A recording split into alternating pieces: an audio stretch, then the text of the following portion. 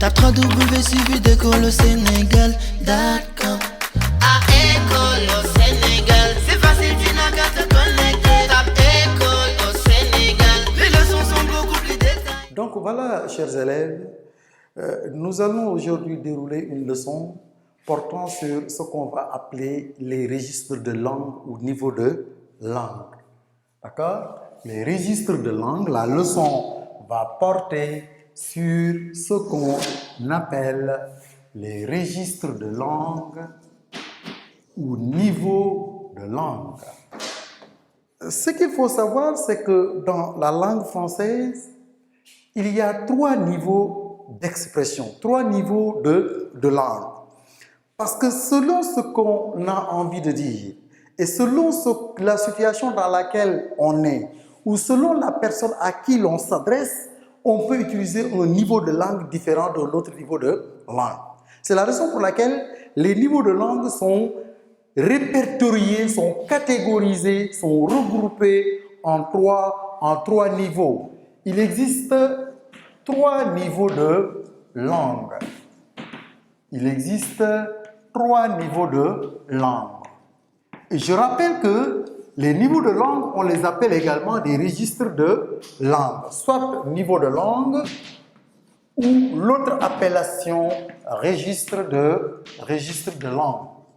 Et ce qu'il faut savoir, et je l'ai dit tout à l'heure et je le répète, c'est qu'en réalité, selon la personne à qui l'on s'adresse, selon la personne à qui l'on s'adresse, selon la personne à qui l'on s'adresse, ou selon la situation,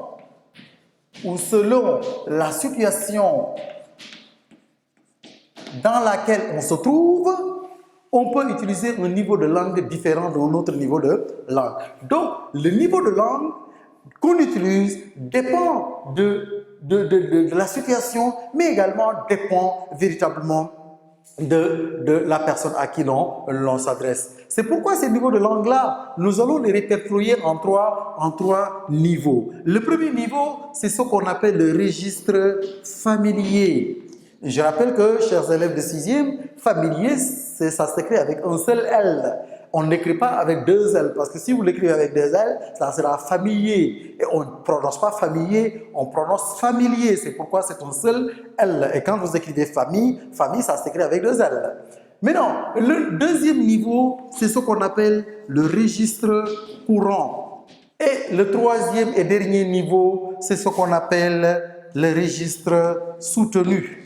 Donc voilà, en fait, les 3 niveaux qu'on a. Le niveau familier, qui est un niveau d'expression qu'on peut employer, le registre courant, qui est un niveau également de langue qu'on peut employer, le registre soutenu, qui est un niveau de langue également qu'on peut employer. Parce qu'encore une fois de plus, je l'ai dit et je le répète, la personne à qui l'on s'adresse, la situation dans laquelle on s'adresse nous impose un niveau de langue souvent. Parce que lorsque je parle à des copains, à des amis, c'est pas de la même façon quand je suis en classe, je suis là en train d'enregistrer une vidéo, c'est pas de la même façon véritablement que j'utilise au niveau de langue.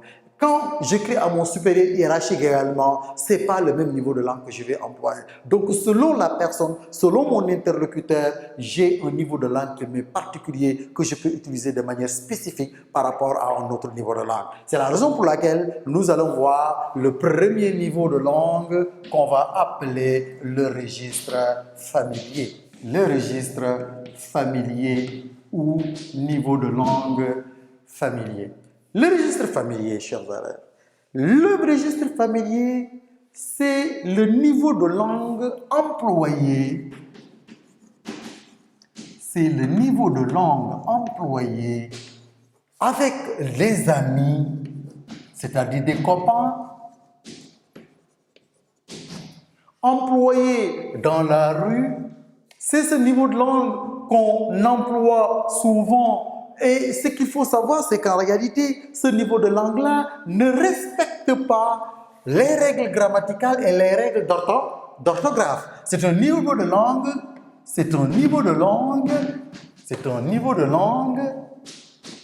qui ne respecte ni les règles grammaticales, ni les règles d'orthographe. Il se caractérise également par des abréviations. C'est un niveau de langue qui se caractérise par des abréviations. Il se caractérise par des abréviations. On a l'habitude d'abréger, d'accord? Et je vais expliquer ça tout à l'heure. Mais également, c'est le français relâché, hein? C'est le français relâché qu'on utilise de manière relâchée. D'accord? On l'utilise véritablement soit avec des amis, soit avec dans les restaurants, soit dans la rue. Et d'accord? C'est un français lapidaire où les règles d'orthographe ne sont ni respectées, les règles grammaticales ne sont ni respectées. L'essentiel, que ton interlocuteur comprend ce que tu as envie de dire. C'est pourquoi cela, pour le comprendre, je donne des exemples. Dans le langage familier, souvent, on a l'habitude de dire, quand tu parles avec quelqu'un, il te pose la question, est-ce qu'il y a quelqu'un qui est passé ici aujourd'hui? Vous lui dites, non, je ne sais pas, je ne sais pas. Au lieu de dire, je ne sais pas, tu te permets de dire, je ne sais pas, je ne sais pas. Là, regardez, le ne, vous l'oubliez, vous n'écrivez pas le ne, et le je, vous ne le prononcez pas correctement. C'est pourquoi vous dites je sais pas, je sais pas. Ou bien tu viens, tu dis à un ami, est-ce que ma femme est là? Hein? Au lieu de dire est-ce que ma femme est là, tu dis ma femme est là, d'accord? Ou bien tu dis t'es là, hein? Ou bien tu dis véritablement j'ai pas mangé. Au lieu de dire j'ai pas mangé, tu dis j'ai pas mangé.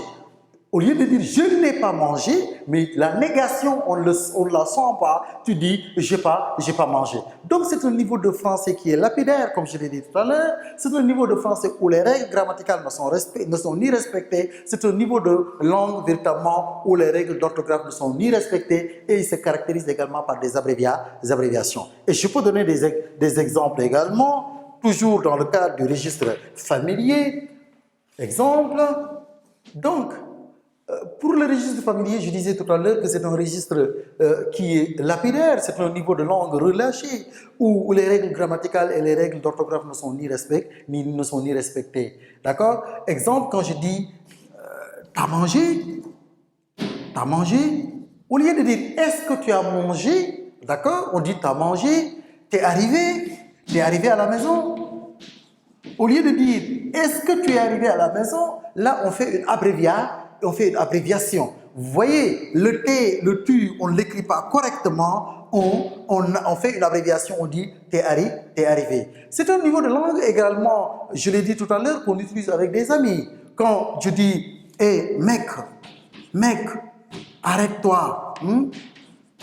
Mec, arrête-toi. Mec qui signifie une personne. Hein? Mais ça, c'est le niveau qui est un niveau familier. C'est entre amis qu'on l'utilise, c'est entre copains qu'on l'utilise, c'est au restaurant qu'on l'utilise, c'est dans la rue qu'on l'utilise. Là, je te donne un autre exemple. Quand je dis Jean s'est payé une bagnole.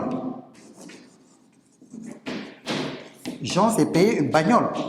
Là, vous voyez que bagnole, c'est le registre familier qui signifie dans le registre courant voiture.